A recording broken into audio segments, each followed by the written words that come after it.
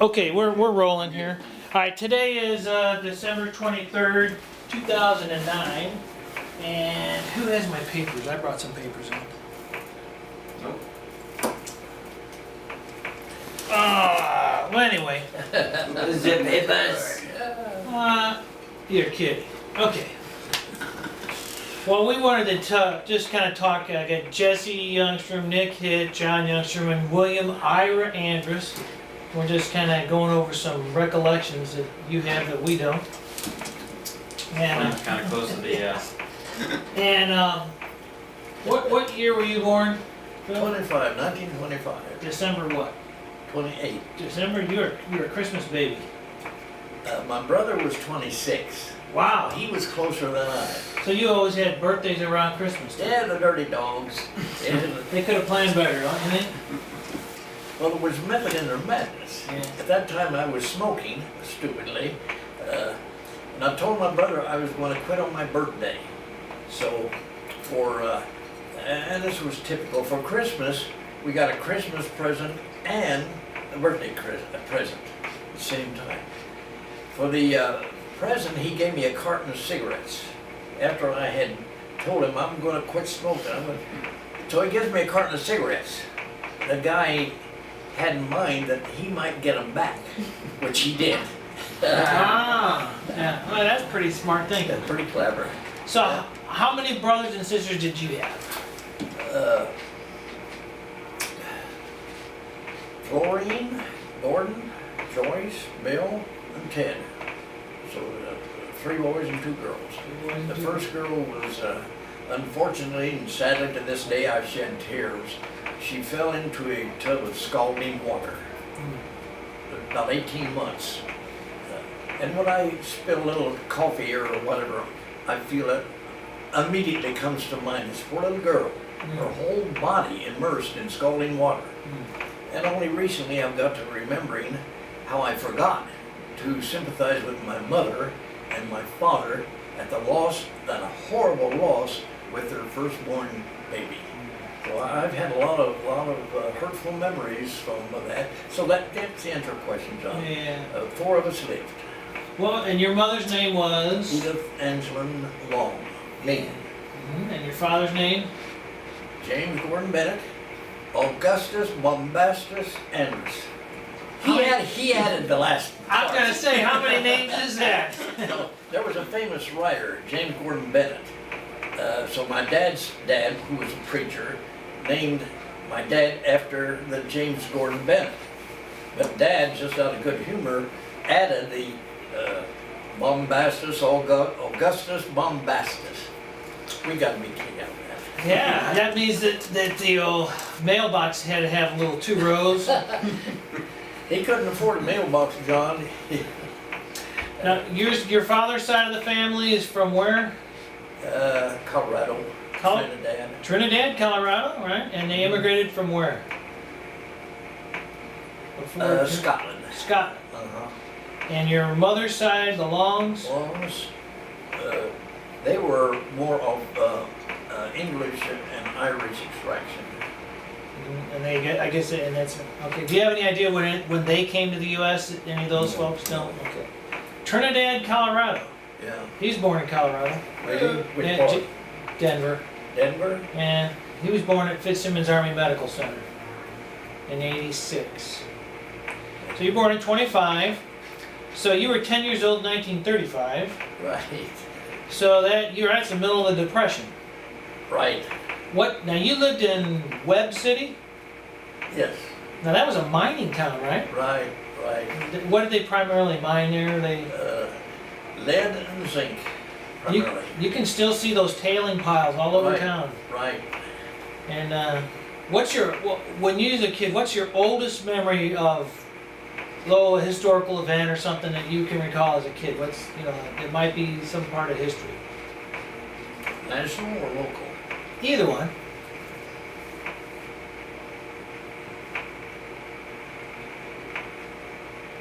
Well, I was born in 1925. The Great Depression began in October 1929. Dad was an asbestos mason in an oil refinery. And when the Depression hit, this was at a time when moguls and a lot of high rollers and other rich people were piling out of skyscrapers. They lost vast fortunes of money, and they couldn't live to suffer the consequences. So they ended it all. So that was rather common. Not rare. Suicide today in America is kind of a rare thing. It happens, but on a relative basis, but during the Depression, it was quite common. Then he moved, Dad and Mom. I'll be doing a little bit of digression here so you can understand where we're coming from. Granddad was a miner. He made a lot of money in the mines in the Webb City area. It's southwest Missouri. Now your granddad? What was his name? Sam T. Long. Sam T. Long. Uh-huh. He made enough money to buy a bowling alley and a restaurant and a part interest in a mining operation, Sucker Flat it was called. And he was beat out of that by a higher, more, I don't know how to describe the guy other than a bum, a thief. He had a lot of money, so he could pull a lot of strings. And he worked Grandpa out of his share. But during this time when he built those places I've mentioned, he built a big 10 bedroom home. And miners would come in during the teens, just before World War I. And Grandpa would rent rooms to them in this big place. Then the war came. That's the first war. Yeah, the first war, and ended in 1917. And a little later, well, it was during the 20s, Granddad got his eye on a waitress in his restaurant. So he divorced my grandmother, his first wife, married the waitress, and they went their way. And so there was this big old 10-room house with little grandma there all by herself. Granddad, or my dad, lost his job. He had a family of 4 kids at that time, 31 when Ted was born. So he didn't have a job. Grandma didn't have any tenants in this big old home. So we moved up to Webb City and started our life there. And Now I was moving up from Trinidad? no, Trinidad was before Dad's marriage. So his father was a preacher and his mother was a housewife. Dad ran away from home when he was 16 and sleeping under a trellis or someplace. Somebody swiped his shoes, so he had problems there. Yeah. Grandmother wrote a letter which she printed, "Come home, my dear boy. We miss you. We want you back." This was printed in the Denver Post. Yeah, that was the Denver Post. Okay. So that was a passing incident there. And then the Depression really got to rolling. And Hoover was president at that time. He caught hell for being responsible for it. So along comes Franklin Delano Roosevelt, and his administration set up the recovery organizations, the chief of which was the WPA. Right, Works Project Administration. Righto. And the PWA. Public Works. Public Works. And the CCC and all the other acronyms. That's right. CCCs were for primarily teenagers, primarily males. Females didn't get the latitude they have today. Yeah. So most of the CCCs were teenage guys. And then Hitler did his thing. Tell me about that now. 1930s, Hitler was doing his thing. Later 30s, he started World War I in 39. But we didn't get into war until 41. So what was it like? What were people thinking like before the war? Well, that was a European thing. Right. Hitler was doing his political thing there with bullies and toughs and everything, so they beat up all the opposition and finally came to the fore as the Chancellor of Germany. At the time, Hindenburg was on his way out. So Hitler became the Chancellor, and he got the brown shirts and all the other gangsters and goons to beat up all the opposition, kill Jews, and well, that was primarily it. And fast forwarding a few years, when I got there were a number of concentration camps. Buchenwald was the most famous one. But our unit, the 84th Infantry, we liberated a couple of concentration camps. That was something that... Do you remember the names of them? No. Okay. It's in my Army history. Can we go back to high school? Yeah. High school, Webb City High School? Let me go back just one step before that. All right, go ahead. Part of my military life, I was a Boy Scout. I got to be an Eagle at 15. When I was 15, this was 1940. At that time, the war was going on. Webb City and that general area had the 203rd Anti-Aircraft, that was a AC battalion, I guess. I think it was a battalion. But anyway, they were nationalized. They were called off. Their regimental motto was "Don't kick our dog around." So when they went off to the war in 40, right? A lot of recruiting was going on in the early 40s. And when the National Guard was pulled out, for protection's sake, the state formed a lot of state guards, and Webb City had the state guard, which replaced the National Guard. And we high school guys went into the state guard, and that was great excitement for us. But for a lot of us, the sleeves of the coats were down here, and down to your shoes. But it was big excitement, and then Hitler, as you know, John, started in Poland in 1939, and the other Eastern European countries, Czechoslovakia, Hungary, then the Estonia, Latvia, and Lithuania on the east side.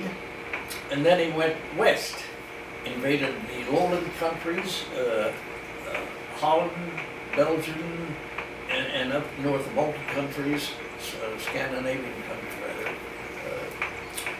Norway, Holland, and not Holland, Sweden? Finland and Sweden. And then he stopped at the Channel. Question, going back, when did you start high school about? You were Webb City High. What was your mascot? Webb City High. The mascot for the Cardinal. Oh, the Cardinals? Webb City Cardinals. Yeah. Now, didn't you guys go to high school with the Boyer brothers or something like that? The baseball, Ken Boyer? Rose went to high school with Ken Boyer. Okay. She's a little younger than you though. Yeah. Okay. Now, you went to high school, what years were you in high school about? In high school from, well, there was grade school, junior high, and high school. So the high school of junior high was 7 through 9. Yeah. 7 through 9. High school was sophomore, junior, and senior. What year did you graduate? 1944. Spring of 44. Graduated May the 25th, 1944. I was on a troop train at May the 26th, 44. Did you get drafted or what? Or you Well, another aside here. In Miami, Oklahoma, which was 25 miles from Joplin, Webb City, which was our stomping ground, they had an air outfit there. And they did a lot of training for the air crew guys. You would hear these airplanes, you know, flying all over. Well, that steamed us up. We wanted to be flyers. So I took and a number of the others, took the written exam for the Naval Air Corps. We wanted to be in the Navy. So we went down to Camp Crowder, where they were given the physicals for the Navy. And I flunked. Went on a train at night, and it snowed, everything was white. Sun comes up in the morning, it's bright, glaring. So the first thing they do in the Air Force, take you in to give you the visual. And my eyes had been not burned, but just over glistened, so to speak. I couldn't see. I couldn't read the numbers well. You had snow blindness, they call it snow Snow blindness. blindness, yeah. So I flunked the Naval Air Corps. Then the Army Air Corps came along right behind them, and with the same pit. And I took the written exam, passed it, and then went down to Camp Crowder in southwest Missouri to take the physical. Well, I passed that. But their pitch was to all those high school guys some had been drafted if they were 18 in the second semester of their senior year. They pulled them out of high school, gave them their diploma. So the Army says, well, you guys take this test, and if you pass it, we'll give you your diploma, but you gotta come on into the service. So I passed the written exam and the physical exam, and then they sends me a notice, report to active duty. I said, hey, that wasn't the part. We were supposed to finish high school, and then we would go in. So we came reporting to the ways. I graduated 19th of May. In the meantime, I'd gone to Camp Crowder for what they call pre-induction. They just size you up to get you ready to take you in. 6 days after I graduated, we had induction ceremony. That's when I was on the troop train, headed to Camp Roberts, California, going down through Oklahoma, Texas, New Mexico, and then Southern California, and up to Camp Roberts, midway between San Francisco and Los Angeles, near San Luis Obispo. So that's where I spent, they had a 13-week training cycle. One of the incidents there were 3 or 4 of us. At the end of the cycle, they had lost our names. Everybody else they sent out, like you said, Jesse, a group here and a group there at different times. We were left there, and one of the benefits of some of the Hollywood was just down south from Camp Roberts. They would send, as a part of their patriotic duty, they would send some of the famous actors up there, Mickey Rooney and well, one we liked was Red Skelton. Yeah. You guys know him? Mm-hmm. Okay. Well, one of his acts, he was on the stage at Camp Roberts, and they went through their plan, through their program, and then he paused for a moment, and he said something, I forget what it was. Hello.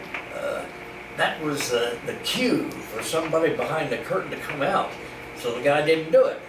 And Red then went through, hey, that's your cue.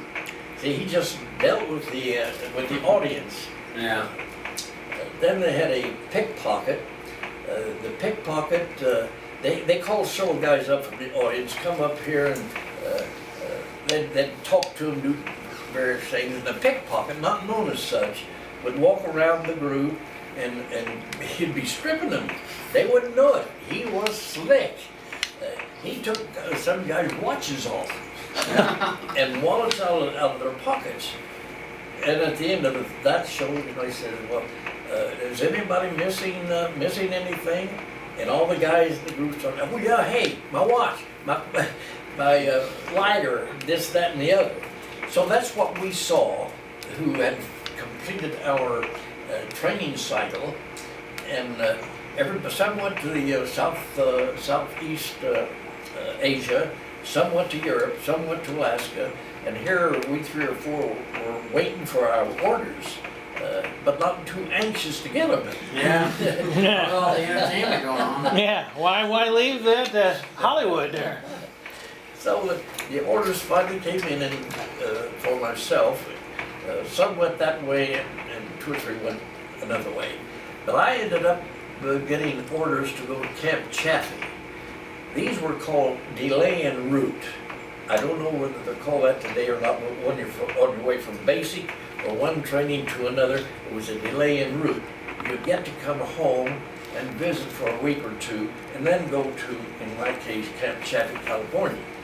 We were there, 2 or 3 of us who